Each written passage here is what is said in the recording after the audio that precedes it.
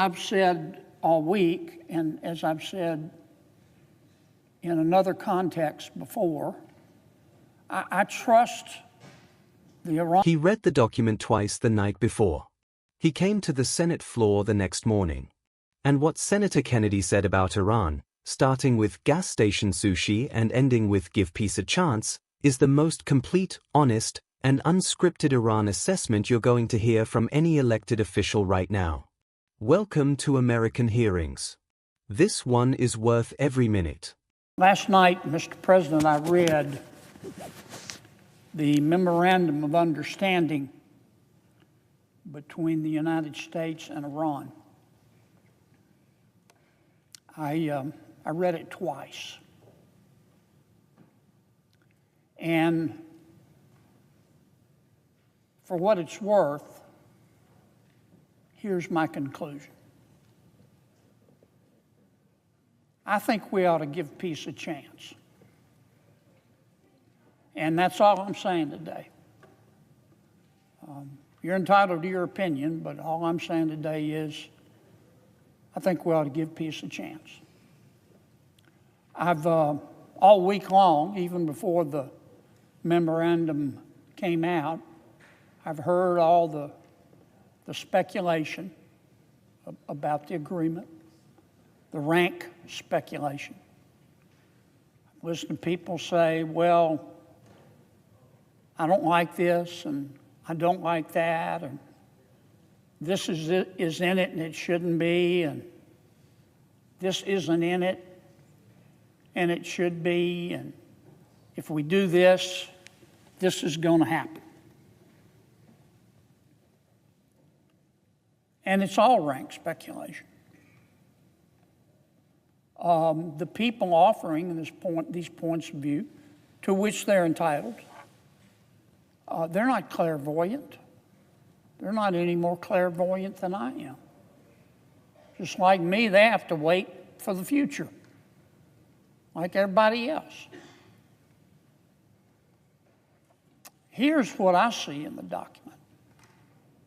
The only certainty, the only practical, real consequence of this document is that for 60 days, America has removed its blockade of the Strait of Hormuz. And for 60 days, Iran has removed its blockade of the Strait of Hormuz, which means ships containing oil and natural gas and fertilizer can go back and forth just like they were before the conflict started. The other practical consequence is that Iran will be able to start selling its oil again for 60 days. The other thing that we're certain of is that as a result of this agreement, the price of oil is going down. And as a result of that, the price of gasoline is going down. And as a result of the Strait of Hormuz being open, the price of fertilizer, for example, and other commodities that go back and forth through the Strait of Hormuz are coming down, and that's a good thing. And that's all we know.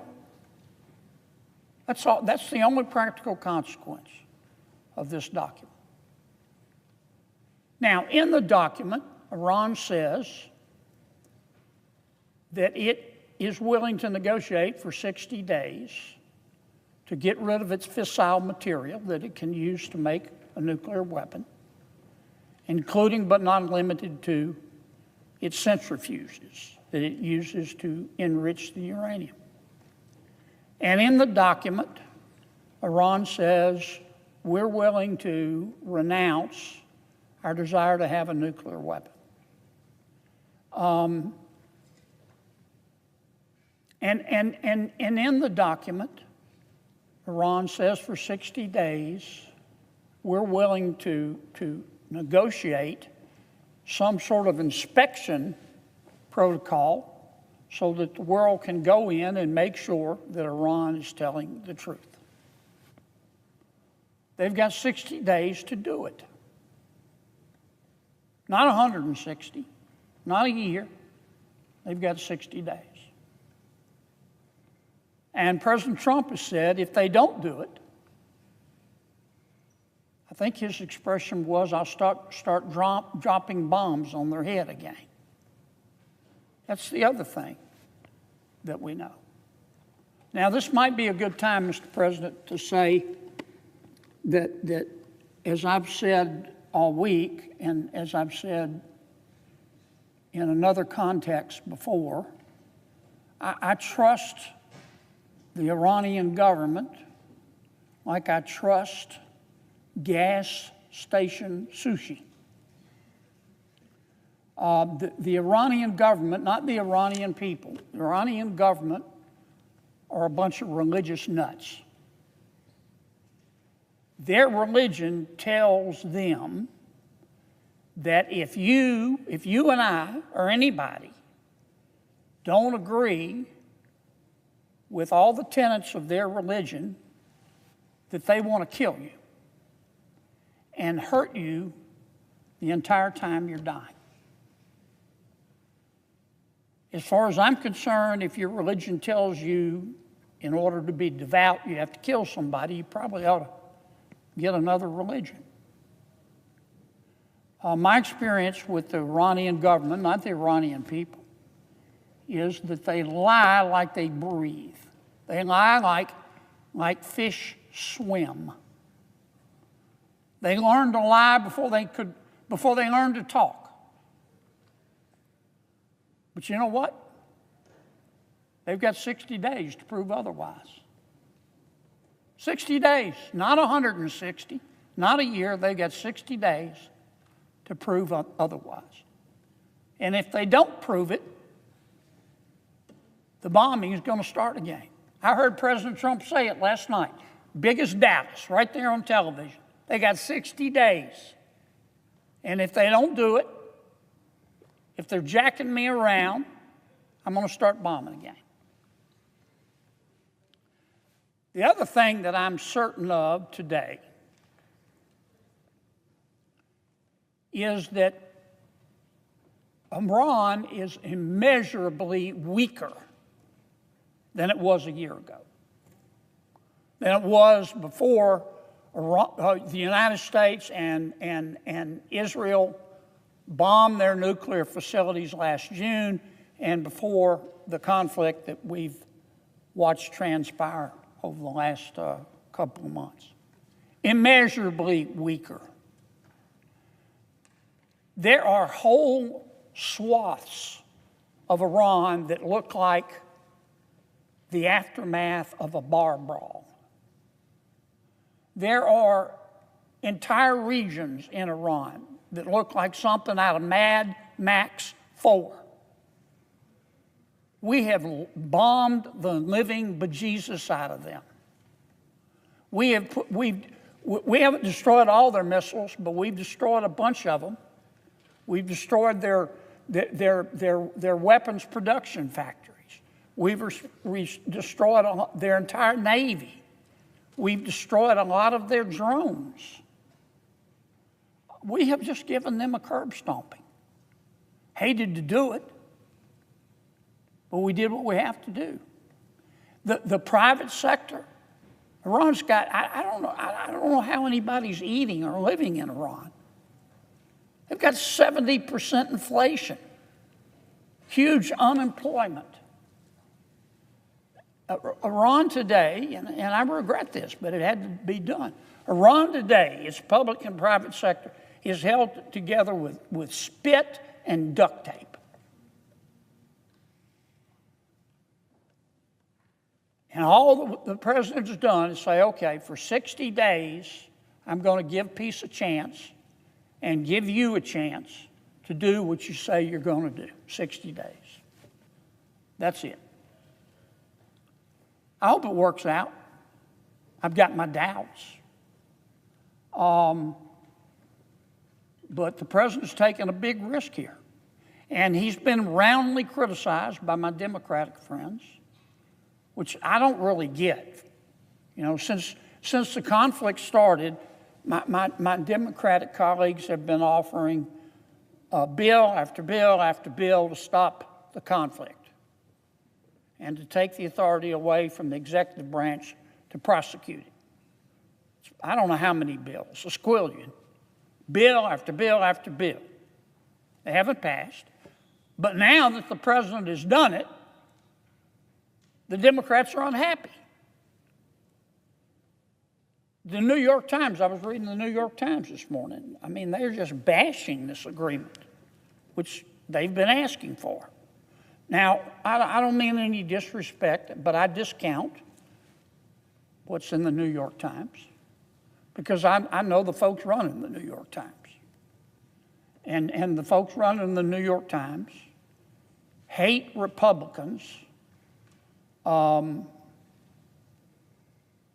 as much as the devil loves sin. The New York Times, the people running the New York Times, would endorse a dead armadillo over a live Republican if the dead armadillo had a D behind its name. That's just the way it is. I get it. They're entitled to their opinion. And the New York Times has been called many things, some good, some bad. They've never been called unbiased. That's just a fact. It goes with the turf. And once again, this is America. You're entitled to your opinion. But I wanted to come down this morning and say, Mr. President, I think we ought to give peace a chance. I think we ought to give peace a chance. It's only 60 days. And we're just going to have to trust the president on this one. But we'll know soon. And I hope it works. I hope our giving peace a chance makes peace possible. Mr. President, my work here is done. I can see myself out. I suggest the absence of a quorum. Welcome back to American Hearings. Kennedy makes something clear at the outset. The speculation that filled Washington before this agreement came out was exactly that, speculation. People said they didn't like this clause or that provision. People said bad things would happen or good things would happen. None of them were clairvoyant. Neither is he. The future has to be waited for like everything else. What he offers instead is a reading of the document itself, stripped of the noise. The one certainty, the Strait of Hormuz is open. Ships move. Oil flows. Prices come down. Everything Iran promised, surrendering fissile material, dismantling centrifuges, accepting inspections, renouncing nuclear weapons, is conditional on 60 days of demonstrated compliance. Kennedy's assessment of Iran's credibility is the most quoted section of the address, and it's worth hearing in the full context of what is building. He doesn't trust the Iranian government. He's explicit about why. But he separates the institution from the people, the leadership from the nation, and the skepticism from the opposition. The section on what Iran's military capacity looks like today is the most substantive part of the address. Entire regions looking like the aftermath of a bar brawl. Mad Max imagery. Navy destroyed. Drones eliminated. Weapons production factories gone. 70% inflation. An economy that nobody can explain how it's still functioning. In that context, giving them 60 days to prove a different path is available isn't naive, it's a structured test with explicit consequences. Trump said it on television. Kennedy repeats the message, 60 days. Not 160. Not a year. And if they don't deliver, the bombing starts again. Kennedy closes the same way he opened, give peace a chance. He hopes it works. He has his doubts.